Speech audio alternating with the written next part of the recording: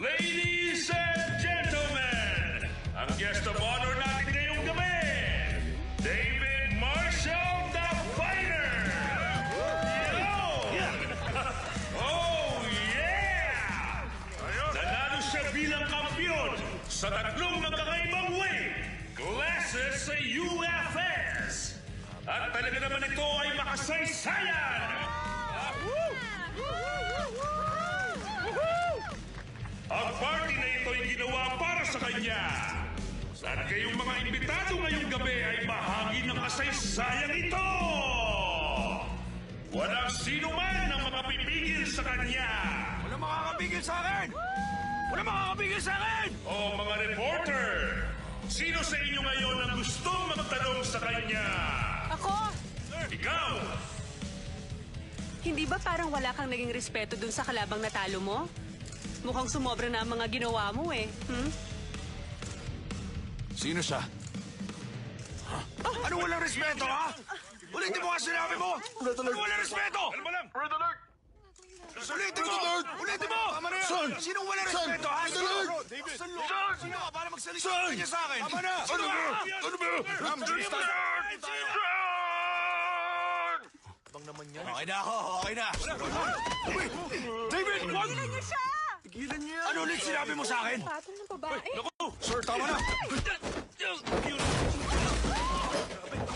Grabe! Thank you. Anong pangalan mo? Ako nga pala si Lisan, ang bodyguard mo. Ano bodyguard ka niya? Bodyguard ka ng lalaki! Ha? Hindi niya? Walang utak! Pasensya na. Pasensya na. Pasensya na. Pasensya na. Hindi nga ba siya? Pasensya na.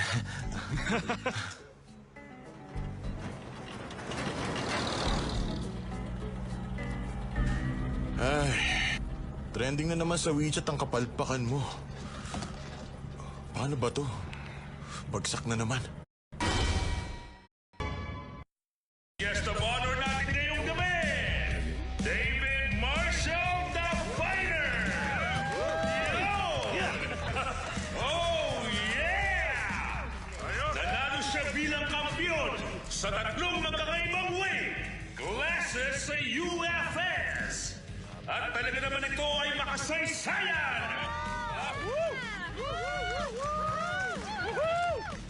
Ang party na ito ay ginawa para sa kanya. At kayong mga imbitado ngayong gabi ay bahagi ng kasaysayang ito.